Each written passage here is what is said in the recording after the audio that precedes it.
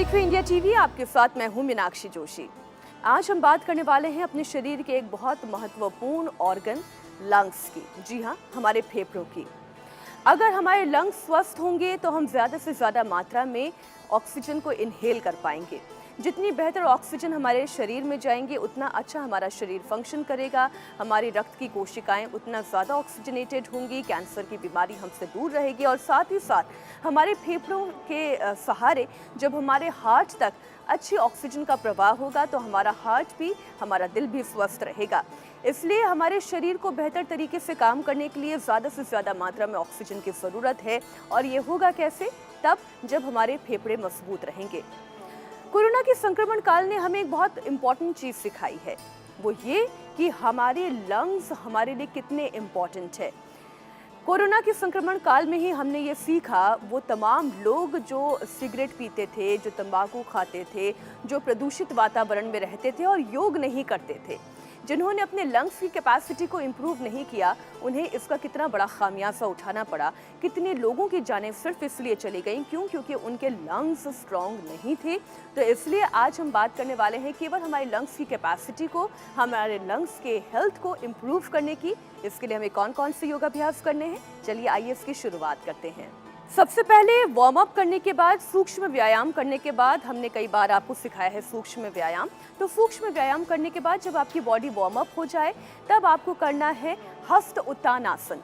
हस्त उत्तानासन, हस्त का मतलब आप समझ गए, हाथ, और उत्तानासन यानी एक ऐसा पोज जिसमें आपकी पूरी बॉडी ऊपर की तरफ लिफ्ट होती है।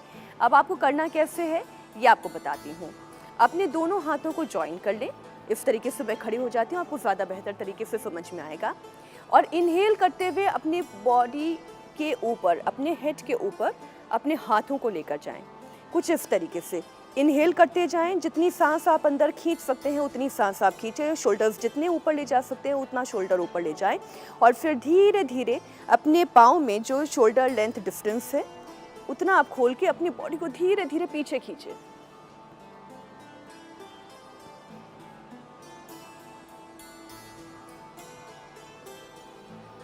कुछ बातें जो आपको ध्यान रखनी है वो ये कि आपके पाँव आपके शोल्डर लेंथ में ओपन होने चाहिए। दूसरा, आपका हाथ जब ऊपर जाए तब आपको इनहेल करना है, अपने शोल्डर्स को ऊपर की तरफ लिफ्ट करना है। तीसरा ये कि जब आप पीछे की तरफ झुकते हैं तो आपके नीज फोल्ड नहीं होने चाहिए, आपको अपने घुटने नहीं मोड़ने हैं। और जितना आप अपने चेस्ट को ओपन करके इनहेल कर सकते हैं उतना कोशिश करें कि आप ज़्यादा से ज़्यादा सांस अपने फेफड़ों में भर सकें। और एक बार फिर से इसे मेरे साथ दोहराएं।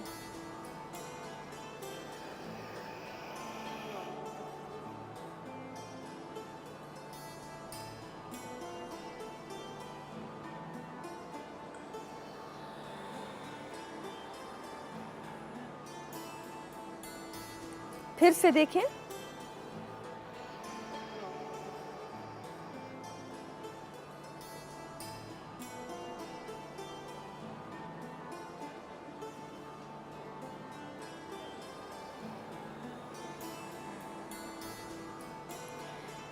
जब आप धीरे धीरे करके ये आसन करेंगे तब आप ये महसूस करेंगे कि आपके लंग्स, आपका चेस्ट यहाँ से स्ट्रेच हो रहा है, आपका शोल्डर स्ट्रेच हो रहा है, आपका चेस्ट स्ट्रेच हो रहा है, आपकी कमर पर भी एक तरीके का दबाव आ रहा है क्योंकि आप बैकवर्ड इंक्लाइन कर रहे हैं, पीछे की तरफ झुक रहे हैं। तो इस तरीके से क्या होगा कि आपके लंग्स की कैपेसिटी बढ़ेगी, क्योंकि जैसे ही आप पीछे की तरफ झुकते हैं आपका चेस्ट खुलता है तो ज़्यादा से ज़्यादा फेफड़ों में ऑक्सीजन का प्रवाह होता है, क्योंकि फेफड़े भी उतना ही स्ट्रेच करते हैं। तो इस तरीके से आप हस्त उत्तानासन करके अपने फेफड़ों की कैपेसिटी को बढ़ा सकते हैं। हमने कई दफ़ा आपको सूर्य नमस्कार करना सिखाया है, तो उसमें भी आपने देखा है कि आप अपने जब हाथों को इस तरीके से खोलकर सांस अंदर भरते हैं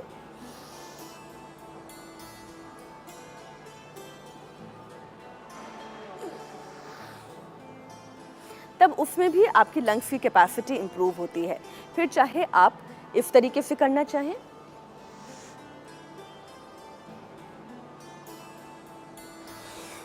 या फिर जो सूर्य नमस्कार में करते हैं जिसमें आप अपने हाथों को खोलते हैं वैसे।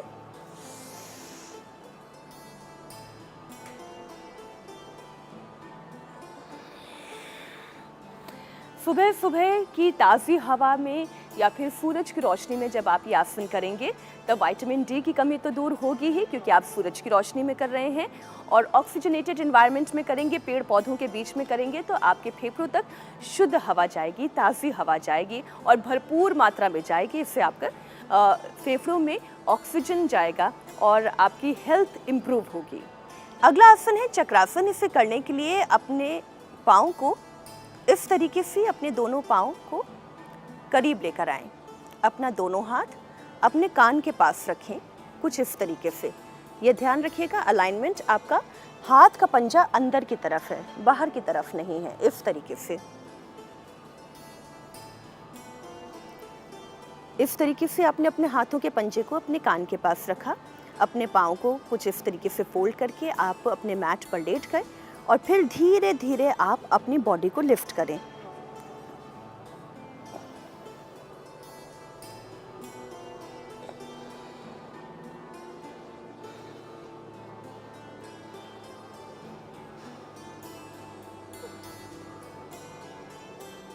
अब आपके अंदर अगर फ्लेक्सिबिलिटी है और कैपेसिटी है तो धीरे धीरे आप अपने पाँव को नजदीक ला सकते हैं।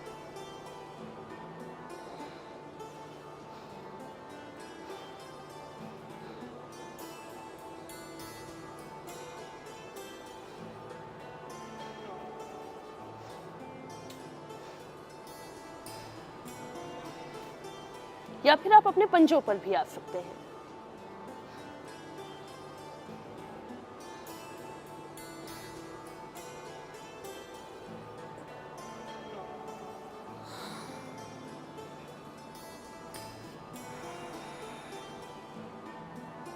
बस ये ध्यान रखिए, जब भी आप इस तरीके से चक्रासन करते हैं, किसी भी बैक बेंडिंग पोस्चर को करने के बाद आपको अपने स्पाइन को रिलैक्स देना बहुत ज़रूरी है, क्योंकि बैक बेंडिंग के बाद आपकी स्पाइन थोड़ी सी स्ट्रेच्ड हो जाती है।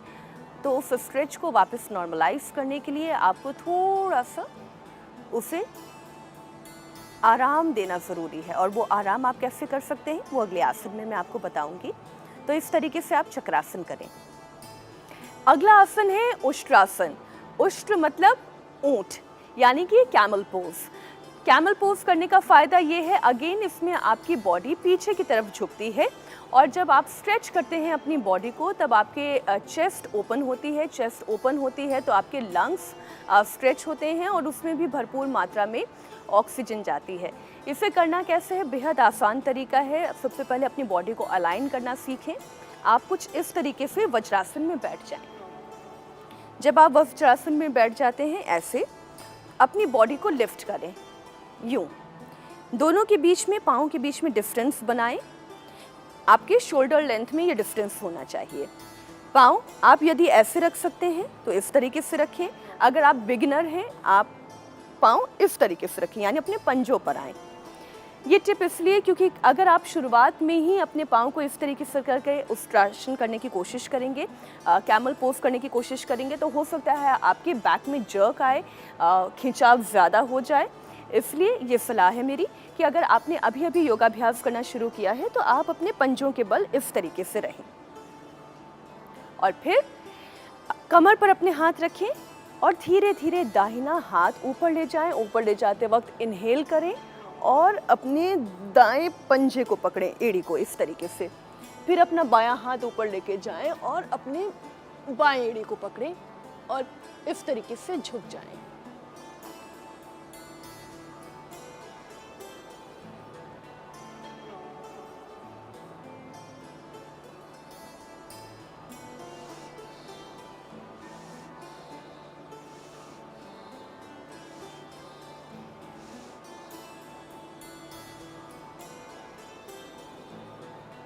मैं फिर से दोहराती हूँ, अपना दायां हाथ ऊपर लेके जाएं। जिस वक्त आप अपने हाथों को ऊपर लेकर जाएं, आप इनहेल करें, दाएं हाथ से दाएं एड़ी को पकड़ें, बाएं हाथ से बाएं एड़ी को पकड़ें, अपनी बॉडी को इस तरीके से झुकाएं।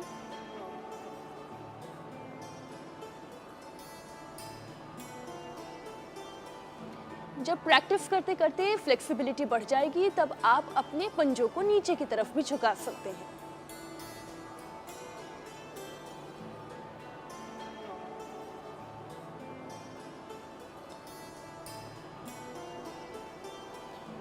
और जब धीरे धीरे आप इस आसन में महारत हासिल कर लेंगे तो आप पूर्ण उष्ट्रासन भी कर सकते हैं। लेकिन मैं ये वो आसन बता रही हूँ जो बुजुर्ग भी कर सकते हैं, युवा भी कर सकते हैं, बच्चे भी कर सकते हैं। इसलिए आप उष्ट्रासन करें, पंजे टिकाकर भी या फिर पंजों को उठाकर भी, जैसा भी आप कर सकते हैं। और ये याद रखिए, किसी भी आसन का पूरा फ़ायदा तब मिलता है जब आप उसे कम से कम 1 मिनट के लिए करें। यानी अगर आप किसी पोस्चर में जा रहे हैं, किसी आसन की पूर्णता पर जा रहे हैं, तो कम से कम 1 मिनट तक उसमें टिकें और लगातार सांसों को अंदर भरें, बाहर छोड़ें, इनहेल करें, एक्सहेल करें। हमने जो सबसे पहला योगाभ्यास किया था हस्त उत्तानासन, उसमें भी आपने नोटिस किया होगा कि हम ज़्यादातर बैक बेंडिंग कर रहे हैं और बैक बेंडिंग की तरफ जब हम जाते हैं तब अपने हाथों को ऊपर उठाते हैं और अपने चेस्ट को ओपन करते हैं। उसका अगला आसन जब हमने किया उष्ट्रासन यानी कैमल पोज, सेम हमने बैक बेंडिंग की। और बैक बेंडिंग करने से क्या होता है, हमारा चेस्ट ओपन होता है, हमारे हाथों में भी खिंचाव आता है और वो हमारी बॉडी के पूरे वेट को अपने हाथों में लेता है। ठीक उसी तरीके से जब हम चक्रासन करते हैं तो हमारे हाथों की स्ट्रेंथ जो है वो इम्प्रूव होती है, क्योंकि हमारी बॉडी का वेट, जो ख़ास तौर पर अपर बॉडी का वेट है, वो पूरी तरीके से हमारे हाथों पर जाता है। तो यही करने से आपके ना सिर्फ हाथों की स्ट्रेंथ इम्प्रूव होती है, हाथों की स्ट्रेंथ के साथ साथ आपके लंग्स की कैपेसिटी इम्प्रूव होती है, क्योंकि आप जब चक्रासन कर रहे हैं तब आपका चेस्ट ओपन हो रहा है। तो आप बेसिक साइंस इसकी समझ सकते हैं कि जब भी हमें हमारी लंग्स की कैपेसिटी को बढ़ाना है, हमें सारे वो योगाभ्यास करना चाहिए जिसमें हमारा शरीर खुलता है। फिर चाहे वो भुजंगासन हो, चाहे वो तिर्यक भुजंगासन हो, या फिर उष्ट्रासन हो, या अभी हमने जो चक्रासन किया, या फिर धनुरासन हो। धनुरासन में भी कुछ इसी तरीके से जो हम आर्च बाहर की तरफ बना रहे हैं वो ज़मीन पर लेटकर धनुरासन बनाते हैं। धनुरासन फिर कभी सिखाएंगे। लेकिन अब बात करते हैं, जब ये 3 आसन आप कर लेते हैं तो आपको अपनी स्पाइन को रिलैक्स कैसे करना है, क्योंकि जब भी आप बैक बेंडिंग करते हैं तो आपको अपनी स्पाइन को रिलैक्स करना बहुत ज़रूरी है, वरना उसमें अगर एक बार तनाव आ गया तो फिर पूरे दिन आप भी नहीं चाहेंगे कि आपकी रीढ़ की हड्डी में कोई दर्द लेकर आप घूमें। तो आपको करना क्या है, चाइल्ड पोज। वो कैसे करना है आपको सिखाती हूँ, जिसे आप बाल आसन भी कह सकते हैं, शशकासन भी कह सकते हैं, शशांकासन भी कह सकते हैं। उसको करने के छोटे छोटे अलग अलग तरीके हैं। सबसे पहले आपको बताती हूँ कि करना कैसे। आप जैसे कि देख रहे हैं मेरी बॉडी वज्रासन में है। दोनों पाँव जोड़ के अपने घुटनों के सामने अपने हाथों को रख के पीछे आपके पाँव इस तरीके से ओपन रहेंगे। आप अपने एड़ियों के बल पर बैठे हुए हैं और आपका पूरा स्पाइन एकदम अलाइंड है, सीधा है। आपकी स्पाइन सीधी है, आपके हाथ सीधे हैं। वज्रासन में आपके पैरों की थाइस, आपके काफ मसल्स सब पर एक साथ एक प्रेशर आ रहा है। अब आपको करना क्या है, धीरे धीरे अपने हाथों को ऊपर की तरफ उठाएं और सांसों को भीतर अंदर खींचते जाएं। इनहेल करें और आप देख रहे हैं जैसे जैसे मैं इनहेल कर रही हूँ, अगेन मेरी अपर बॉडी में एक स्ट्रेच आ रहा है और वो स्ट्रेच के बाद मैं धीरे धीरे एक्सहेल करते हुए नीचे जा रही हूँ।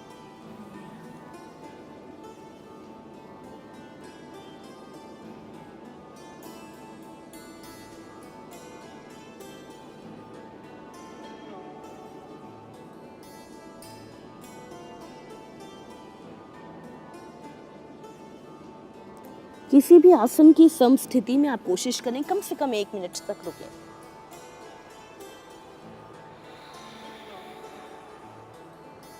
अगेन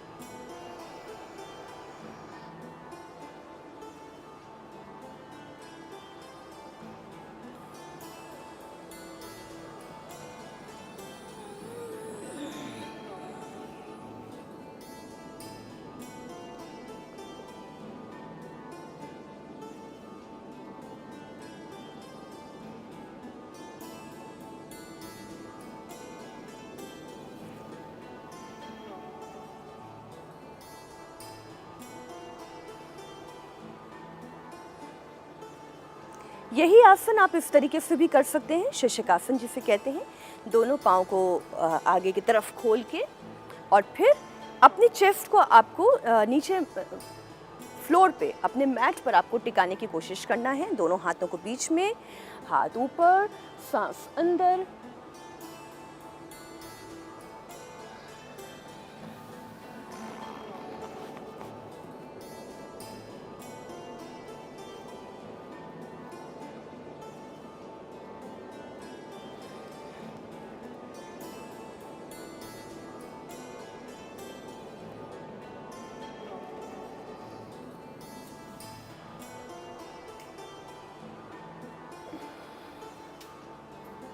है ना आसान। जब भी आप चाइल्ड पोज करेंगे उसके बाद आप ये महसूस कर पाएंगे कि अगर आपकी रीढ़ की हड्डी में किसी तरीके का कोई खिंचाव, कोई तनाव यदि आया भी है तो ये खिंचाव और ये तनाव अपने आप ही धीरे धीरे रिलैक्स होता जाएगा। और जब भी सुबह सुबह के वक्त आप किसी भी ओपन एरिया में जाकर, अगर आपके आसपास कोई गार्डन नहीं है तो आप अपनी बालकनी में मैट बिछाकर ये तमाम आसन कर सकते हैं। इसके लिए आपको बहुत ज़्यादा जगह की ज़रूरत नहीं है। बस आप कहीं भी किसी भी ओपन एरिया में अपने मैट को बिछाएं सुबह सुबह के वक्त। अगर इन तमाम आसनों को करते हैं इंक्लूडिंग प्राणायाम आपके लंग्स की हेल्थ के लिए बहुत ज़रूरी है। कम से कम 5 मिनट का सेशन आप प्राणायाम के लिए ज़रूर निकालें और कोशिश करें ये जितने भी 4 आसन मैंने आपको बताए हैं 4-4 मिनट इन चारों आसनों को दें। देखिएगा 1 महीने के अंदर अंदर आप ये महसूस करेंगे कि आप पहले से ज़्यादा हेल्दी फील कर पा रहे हैं। आपके लंग्स की हेल्थ पहले से ज़्यादा इम्प्रूव हुई है। बस एक चीज़ का ध्यान रखें, नशे जैसी बुरी आदतों से दूर रहें। सिगरेट का नशा आपके फेफड़ों के लिए सबसे ज़्यादा ख़तरनाक है।